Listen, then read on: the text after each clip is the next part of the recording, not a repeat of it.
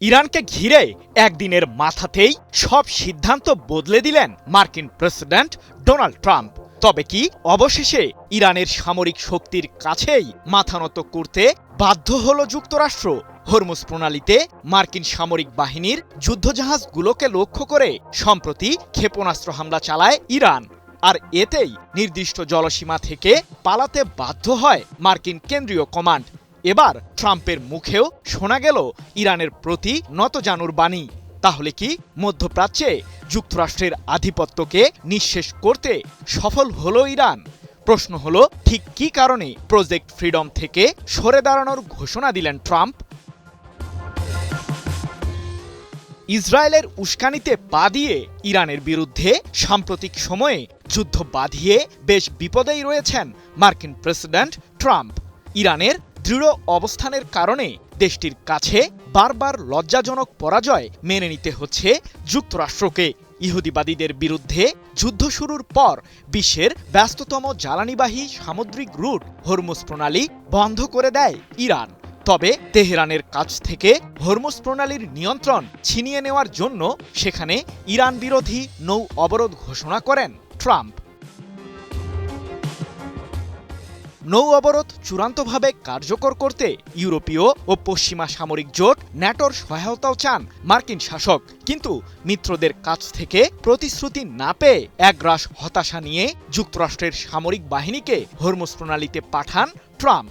এক প্রকার জোর করেই ইরানের কাছ থেকে হরমুজ প্রণালীর দখল নেবার পায়তারা চালান তিনি। এ প্রসঙ্গে তেহরানকে হুঁশিয়ার করে সম্প্রতি ট্রাম্প বলেছিলেন, উপসাগরীয় অঞ্চলে আটকে পড়া জাহাজগুলোকে উদ্ধারে সাহায্য করবে যুক্তরাষ্ট্র। হরমুজ প্রণালীতে আমাদের বাহিনী দক্ষতার সাথে কাজ করবে। যুক্তরাষ্ট্রের শাসকের এমন ঘোষণার ঠিক পরই মধ্যপ্রাচ্যে নিয়োজিত মার্কিন কেন্দ্রীয় কমান্ড সেন্টকমের কমান্ডার অ্যাডমিরাল ব্র্যাড কুপার জানান, হরমুজ প্রণালীতে যুক্তরাষ্ট্রের নৌ অবরোধ বজায় রাখার পাশাপাশি প্রতিরক্ষামূলক অভিযানও চলবে, যাতে অংশ নেবে 15,000 মার্কিন সেনা, 100টিরও বেশি যুদ্ধবিমান, যুদ্ধজাহাজ এবং আত্মঘাতী ড্রোন। কিন্তু সর্বোচ্চ সামরিক শক্তি প্রয়োগ করেও ইরানকে বাগে আনতে পুরোপুরি ব্যর্থ যুক্তরাষ্ট্র। উল্টো ইরানের নৌবাহিনীর ছোড়া ক্রুজ মিসাইল ও আত্মঘাতী ড্রোনের তাড়া খেয়ে হরমুজ প্রণালীর নির্দিষ্ট অঞ্চল থেকে পালাতে বাধ্য হয় মার্কিন সামরিক বাহিনীর যুদ্ধজাহাজগুলো। যদিও ব্যর্থতার এই দায় মানতে অস্বীকৃতি জানিয়েছে সেন্টকম। তাদের দাবি, হরমুজ প্রণালীতে এমন কোনো ঘটনাই ঘটেনি।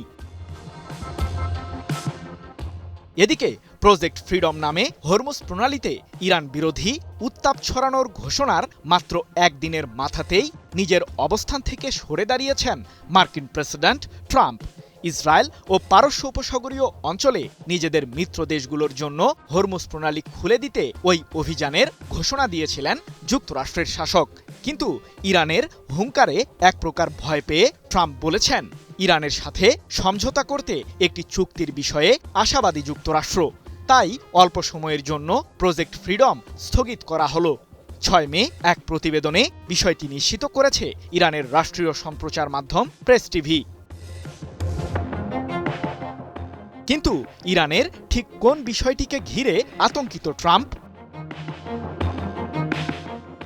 হরমুজ প্রণালীতে যুক্তরাষ্ট্রের নৌ অবরোধ চলাকালীন মার্কিনীদের সাথে কোনো ধরনের আলোচনায় বসবে না তেহরান, সম্প্রতি এমনটি জানায় ইরানের সরকারের উচ্চমহল। আর বৈশ্বিক ওই সামুদ্রিক রুটটিতে নিজেদের সামরিক বাহিনীর অবস্থান প্রসঙ্গে ইরানের খাতামাল আম্বিয়া কেন্দ্রীয় সদর দপ্তরের commander major general Ali Abdullahi বলেছেন, আমরা বারবার সতর্ক করেছি যে হরমুজ প্রণালীর নিরাপত্তার চাবি আমাদের হাতেই রয়েছে। যে কোনো জাহাজের নিরাপদ চলাচল ইরানের সশস্ত্র বাহিনীর সাথে সমন্বয় করার মাধ্যমে নিশ্চিত করতে হবে। JBS holdings limited. যদিও বিশ্লেষকরা বলছেন, ইরান সম্প্রতি তৈরি করেছে এমন একটি শক্তিশালী অস্ত্র যাকে ঘিরে চাঞ্চল্য ছড়িয়েছে মার্কিন সামরিক বাহিনীর শীর্ষ কর্মকর্তাদের মাঝে। মূলত এ কারণেই ইরানের বিরুদ্ধে এই মুহূর্তে সরাসরি সংঘাতে জড়াতে সংশয় বোধ করছে যুক্তরাষ্ট্র। সৃজন মাহমুদ, নিউজ 24।